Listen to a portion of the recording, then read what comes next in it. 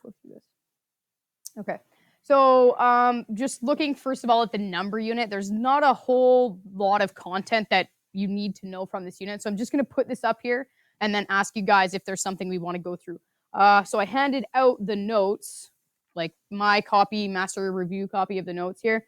So if you wanted to follow sort of along on there, it's not the same thing. But if you turn to the second page, which says numbers, and then it has a 1 right next to it, that's kind of what I'm looking at. All of the definitions for that is, this part is going to be right there. So first thing you have to know is the difference between a prime number and a composite number. I'm hoping we're all good with that. I should have done that, grade 7, 8, 9 coming into this. So a prime number only has one factor, one in itself. Composite numbers have multiple factors. So let's say 25, for example, prime or composite? 25, prime or composite? It's composite, right? 17, prime or composite? Prime. 36, composite, right? Okay. And so if you can identify that, you should be okay.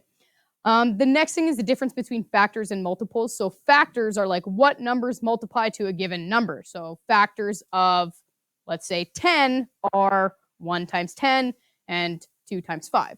Multiples of 10 are like counting by that number. So, 10, 20, 30, 40, 50. That's not really the things that we need to pay attention to, though. The two things really that from this whole section that are going to be on the test is the greatest common factor and the lowest common multiple. And now I can't find my smart board marker, so that's about how my life goes. So if you just kind of read through there in the section I talked about greatest common factor, there's sort of two ways you can find the greatest common factor. Either you list out all the factors of a number. So if you have two numbers and you have to find the factors or the greatest common factor, you just list all of the factors out, right? Like what's the GCF of 12 and 10? Now, some of us might just be able to figure that out off the top of our head. Some of us might not be able to. So to find the GCF, I would just list all of the factors of that number. So 1 times 12, 2 times 6, and 3 times 4.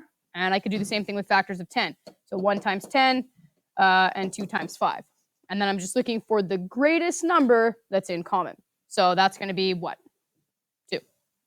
Right? Pretty simple. The other way is using prime factorization. And I don't really plan to go through that. If you really want to take a look at how to find the greatest common factor using prime factorization, take a look at the notes. I don't think that the question or the questions on the test are really that hard.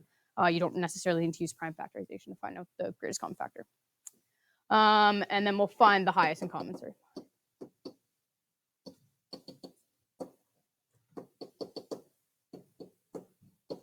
All right, next one then would be the lowest common multiple.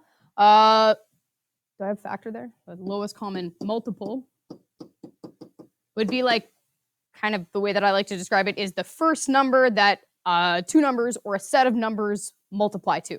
So if I'm trying to, so this is the first number, a set of numbers, I just say skip counts to.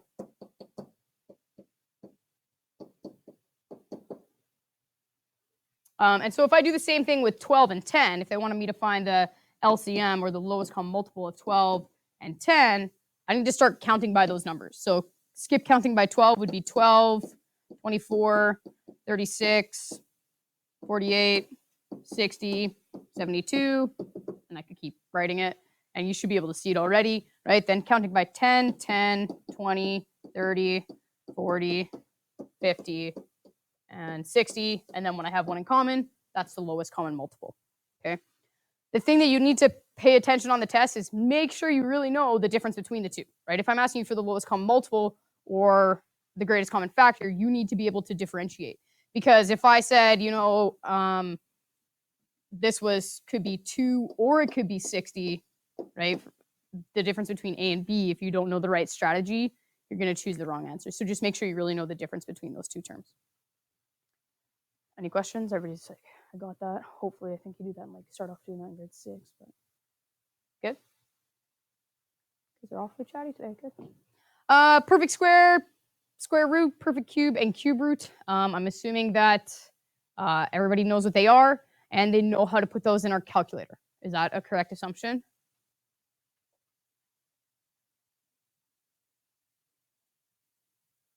Okay, let's go with, does anybody have any questions about the difference between a perfect square and a square root? Oh my gosh, good. Okay, anybody need to know how to type that in their calculator? Good. Okay, perfect cube, cube root? Cube root on your calculator. So if you have to take the cube root of something, I should have put my calculator up. You're gonna go to the math button, right? Sorry. Yeah, the math button, and then if you scroll down to number 4, it just looks like the cube root. So math, and then if number 4 looks like this, and then it'll give you the cube root. Okay. On the newer calculators, you can change the index, but if you want, again, if you want additional information on perfect square, square root, perfect cube, cube root, check the notes there. There's quite a bit of information there that I don't really think it's overly important to go through. Next thing is the difference between a rational and irrational number. We can identify a rational number because we have a randomly trailing decimal. Right? So like pi, which is 3.14159, blah, blah, blah. If I take the square root of 2 in on my calculator, I get 1.4, no, 1.141, blah, blah, blah, blah, blah. Okay, and that decimal is just going to go on forever, so I know it's irrational. Everything else then is a rational number. Rational numbers can be whole numbers. They can be fractions, or they can be what we call terminating or repeating decimals.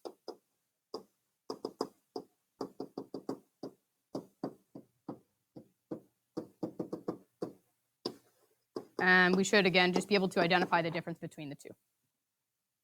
And that's a pretty big focus, or it should be a pretty big focus in grade 9. So I wouldn't anticipate a whole bunch of questions revolving around that.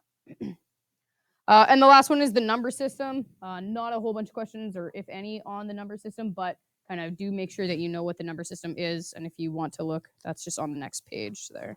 Remember, we have the real number system, which is broken up into rational and irrational, and then rational numbers have different categories, but not overly important. Okay, any questions for the number, kind of just definitions for now?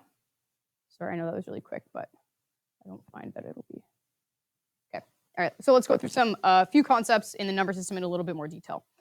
First thing you have to know is the radical unit. And so regardless if you're going to go into -1 or -2 next year, you have to be able to eventually be able to add, subtract, multiply, and divide radicals. For us, what we did, we focused on like what is a radical and then changing radicals back and forth between their two forms. And so a radical is identifiable by this, square root sign. So, right, this is my root sign. Underneath, regardless what we have underneath, maybe it's a variable, maybe it's a number, maybe it's a combination of the two. So if I have 4x, this entire thing right here is what's called the radicand or the radicand. I don't know correct pronunciation. So that's what's underneath the root sign. We can also have a number in front. So like if I had a 4 out front here, that would be called my coefficient. And we should be able to identify the coefficient because we looked at coefficients and polynomials as well, right? It's just a number out front.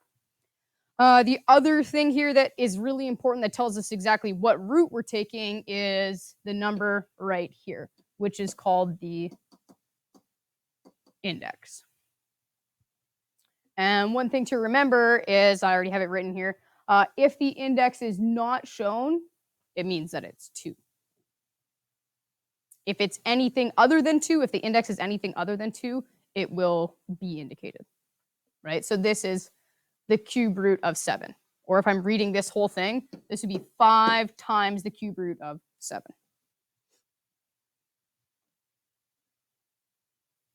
Everybody sort of remembers the terminology now that we went through it? Yeah, no, maybe, okay. All right, so then we're looking at, if that's what a radical is, let's look at the 2 different forms of a radical. And radicals can kind of come in, or what we focus on, 2 forms. So mixed radical is what we have above, where I have a coefficient, and then I have that being multiplied by a radical. So this right here, I could say is technically a mixed radical. What's an entire radical then? What's an entire radical? Does anybody remember?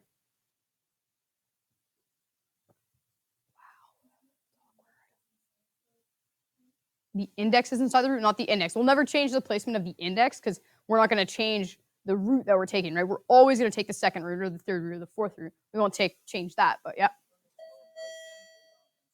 Could all students writing the English 20-1 and English 20-2 please meet in the foyer now? That's all students that are writing the English 20-1 and 20-2. Okay. Please meet in the foyer now. Thank you. All right, so an entire radical is, like Evan just said, is we've taken that coefficient and we bring it underneath the root sign. So now we just have all of the numbers underneath the root sign. And what we have to remember is how to properly do that. So we'll start off with some basic examples, and then I'll work my way here into a few harder examples. So what I'm gonna do to change this from a mixed radical to an entire radical, all I'm doing is I'm taking my coefficient and I bring it underneath the root sign to the power of the index. Because what happened is we removed some perfect square or perfect cube from underneath the radical. So what's going to happen here is when I bring this 4 under, it's going to be to the power of what? 2. 4 squared times by 5.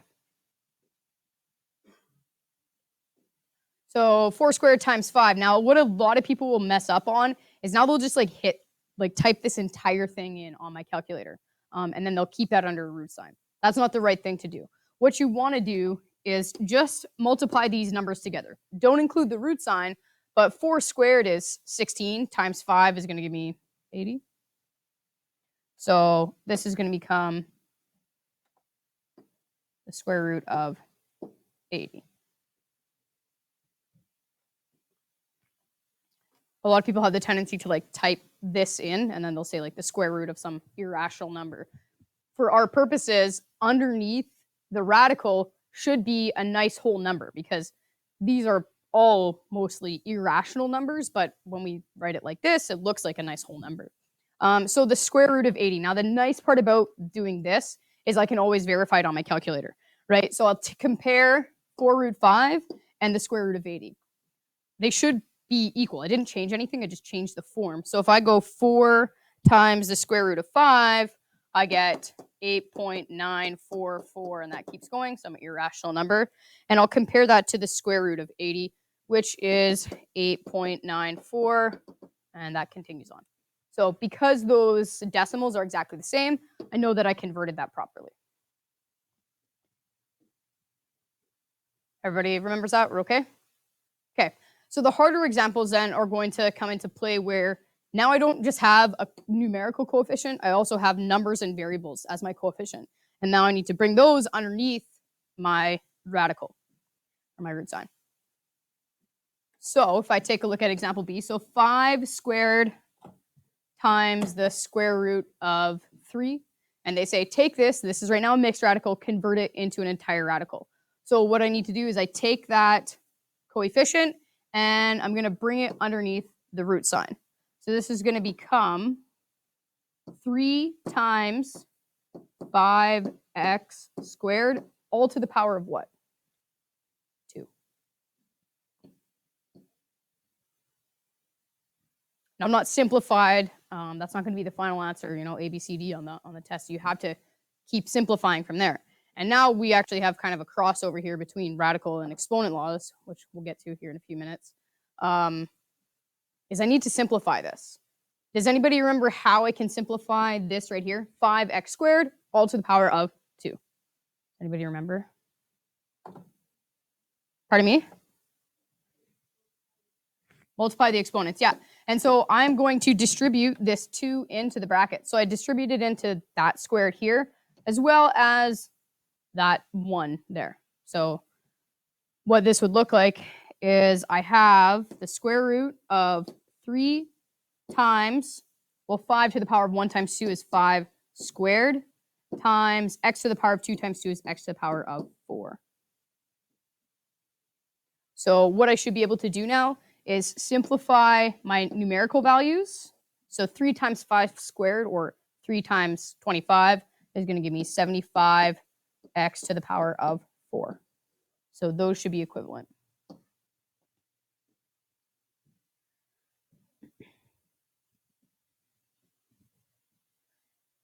It's not as easy to verify B as it is to verify A, but we can do it. Does anybody know what we could do? Does anybody know what we could do to make sure I know that I did that right? I mean, I could do it again. Like if I got the same answer twice, like maybe I'm right. What else could I do? Yep. Yeah, so I can assign an arbitrary value for x to help me verify. Now, because especially in this unit, when you're dealing with exponents or you're dealing with radicals, you never want to use what number? Pardon? 1. Yeah, because 1 to the power of 1 is 1. 1 to the power of 17 is still 1. So it doesn't really change. So we want to make x any number other than 1. So next easiest number is going to be 2. So I should be able to type that in on my calculator and verify. So what I could do here is I would go 5 times 2 squared times by root 3. So 5, and I'm just going to check. So 5 times 2 squared times by the square root of 3 gives me 34.6, 1, and that continues. Now I'll take that same value, x equals 2, and substitute it into here. So what I would type to verify is the square root of 75 times 2 to the power of 4. So the square root of 75 times 2 to the power of 4. And I get the exact same number. So 34.61. I know I did it right. Okay, so you can always assign an arbitrary value. Even if you got stuck and you're like, oh, I can't even remember how to do this. Is the answer A, B, C, or D? With a lot of questions, you can always say, okay, I'm going to make x equal this number, and then just see which one works out by just typing things in on my calculator. Okay, so if you have a pencil and a piece of paper in front of you, I want you to try C on your own. So this is 3y, and that's just 3y, and the cube root of 4. So 3y times the cube root of 4, not 3y cubed. There's a difference there. So see if you can convert this from a mixed radical to an entire radical, and I'll give you a minute to do that. Okay, so a few people got it, a few people still struggling. So let's take a second and just kind of talk our way through it. So, and that's a little bit hard, I guess, to distinguish. So, I mean, if I was in the test and I couldn't tell, is that 3 on the y or is that 3 the index? I would put my hand up and ask whoever's in there. I will also re-look at the test and make sure that that's clear, at least for my class. But if you're unsure, just ask somebody, okay? Because that's going to be the difference between A and B, maybe. So, and so what's happening here is this is 3y times the cube root of 4. So I'm going to bring this 3y underneath. So the cube root of 4 times 3y all to the power of 3. So that cube needs to go to both of those numbers now if I'm going to try and simplify this. So I would distribute that 3 to the exponent on the 3 as well as to the y. So my next step is going to look like this. 4 times 3 to the power of 3 y cubed. And all I would need to do for my final step is just to combine my coefficients. So 4 times 3 to the power of 3, or 4 times 27, is 108 y cubed cube root. Okay? Any questions there for anybody? And if you did do it right, you could verify on your calculator. If you get an answer and then like you're trying to verify it, something probably isn't, and you don't get the same thing, right? Then you did something wrong in your conversion from a mixed to an entire. Question, Kaylee? No, you're okay. Okay. All right. Next one is a little bit more work. So entire radical to a mixed radical.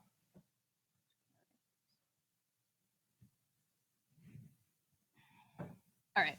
So an entire radical to a mixed radical. So first of all, don't get confused, right? 1/2 times the square root of 245, that's not already a mixed radical, because a mixed radical is a radical in its simplest form, which means that I can't take out any more perfect numbers of the index from my radicand. That makes any sense. So what I'm looking for at this point, I can essentially ignore this coefficient. It has nothing to do with me gonna convert from a mixed radical to an entire, from an entire to a mixed radical. What I want to do is look at the 245. And so if you remember what we're looking at here is I'm trying to convert from entire radicals to mixed radicals.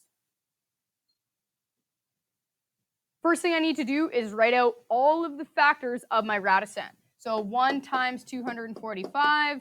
245 is not divisible by 2. It's not divisible by 3. It's not divisible by 4. It's divisible by 5. So 5 times 49. 245 shouldn't be divisible by 6, not by 7. Oh, 7, sorry. 7 and 35. 245, not by 8, not by 9. Oops, no, I'm not even typing in the right number. Not by 10, not by 11, not by 12. That sucks. Why did I pick such a big number? Not by 13, not by 14. Maybe 15. Nope. Okay, and that's it. So those are all the factors of 245. And so if you remember what we're doing when we're trying to convert here is I'm trying to take out a perfect or the largest perfect number of the index. So in this case, I'm trying to take out the largest perfect square. Well, what's the largest perfect square here? What number is the largest perfect square? 49, right? 7 and 35, neither of those are perfect squares. One's a perfect square, but we'll never use that factor. So this is the only set of factors that even has a perfect number in there. If you had, like, let's say 4 and 64, which number would you want to take out, or which set of factors would you use? 64, because it's larger, right? You always want to use the largest perfect square. So 245 is equivalent to 5 times 49. So again, I'm just ignoring this 1/2 is even here for now, but I'm still going to write it so I don't get rid of it. Times by 5 times 49. And we're keeping this equivalent, so I can break this down to say 1/2 times root 5 times square root of 49. But really what's happening is I know 49 is a perfect square. So the square root of 49 is what? Pardon me? This is 7. And the square root of 5, I try and get that on my calculator, it's going to give me an ugly number, an irrational number. So I just leave it as the square root of 5.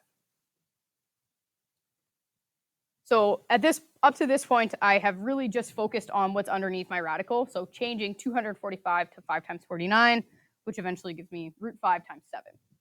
The last thing that I would need to do here is just combine my coefficients. So I'd have to take this and just combine them. So 7 times 1/2 is just 7.5 times root 5.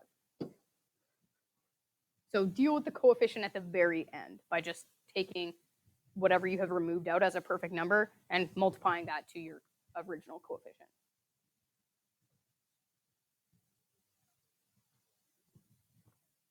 Any questions? Remember, I can always verify that those are equivalent. So I could type in 0.5 times the square root of 245, and I would get 7.826.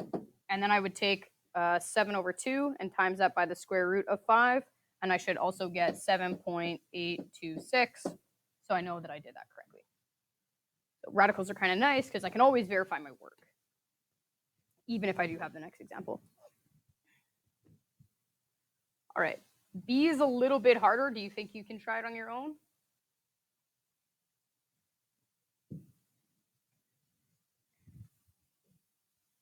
You guys are killing me, man. All right, so this is 5x times the cube root of 108, okay? So this is invisible multiplication sign here.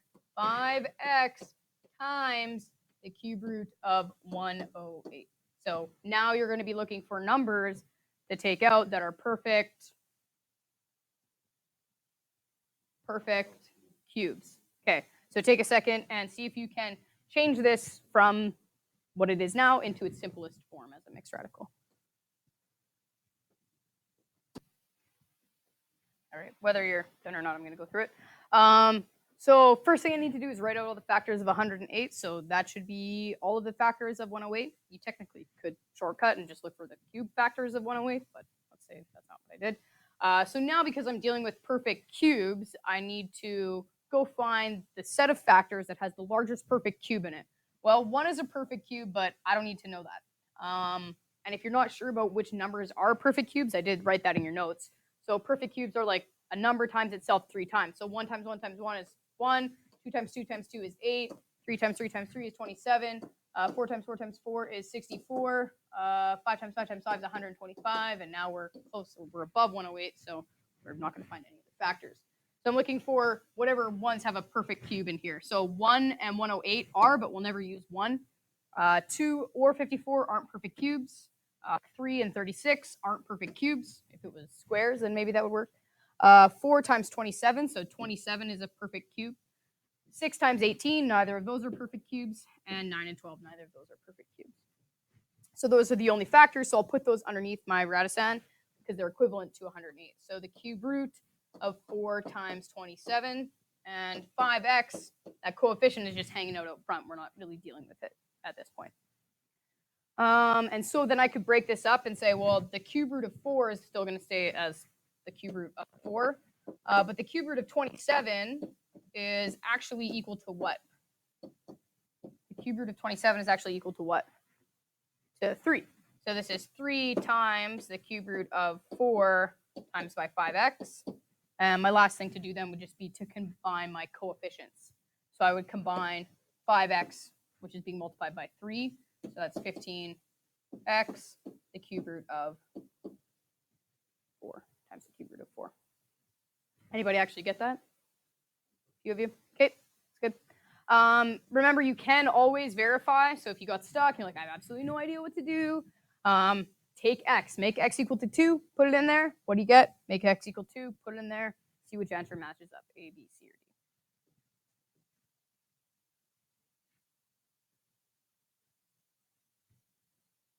D. Okay.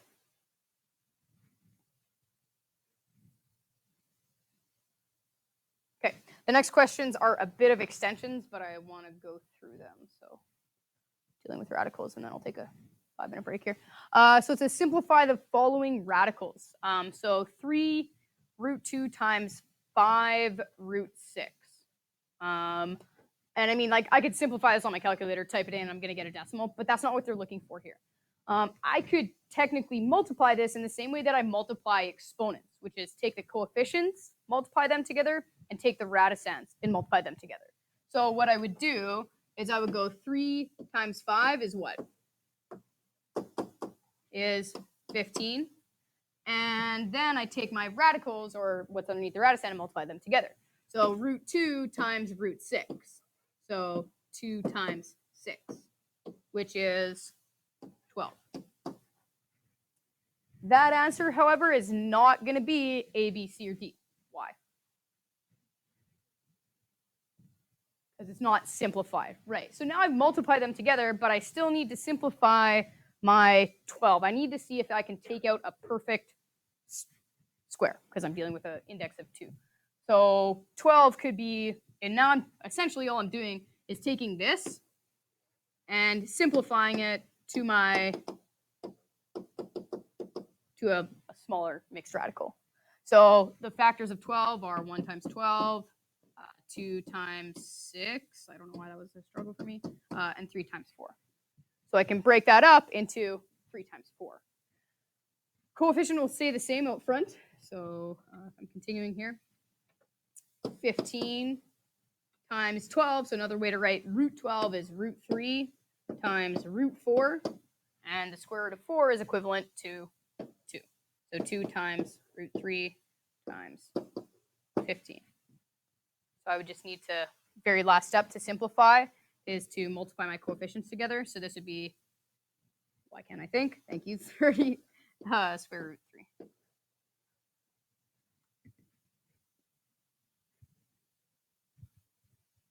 And I always have the option to verify. So 3 root 2 times 5 root 6. Make sure you're putting brackets and everything's appropriately placed there. This is, I might have read it through bed mass in the wrong order there. 3 root 2 times 5 root 6 is 51.96. And 30 root 3 should give me the same thing. 51.9. So I know I did it right.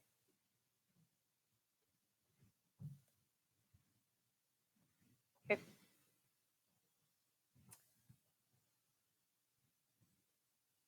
First one. Here's the second one. Second one's, again, a little bit more of an extension now because I have variables in it. So first of all, just take a second and multiply them. Don't even simplify it. Just see if you can multiply them together. Even if you just do it in your head, I mean, it should be not a hard one. So 2 times the square root of 2x times 5 root 5 times the 10 root 10x. Oof.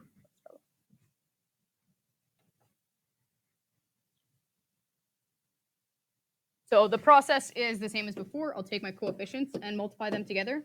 So 2 times 5 is going to give me 10. And then I'll take my radicends and multiply them together. So 2x and 10x. So this is going to become 2x times 10x, which gets us kind of into exponent laws and polynomials, which we'll look at here in a few minutes. So to multiply this, I'll go 2 times 10 is 20x squared. So there's my answer. But I need to still need to simplify that.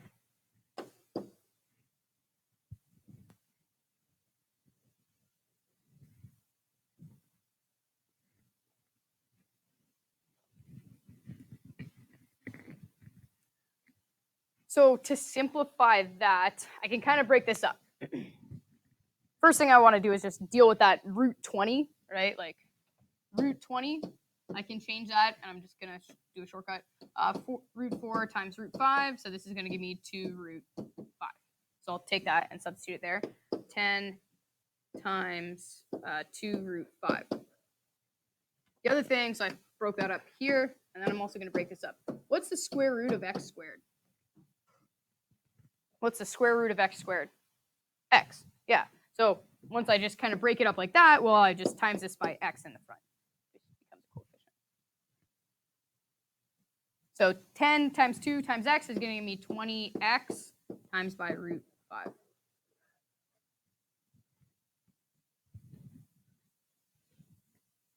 I can always verify that. I'll make x equal whatever I want in the very first part and then at the very end. My numbers should be equivalent.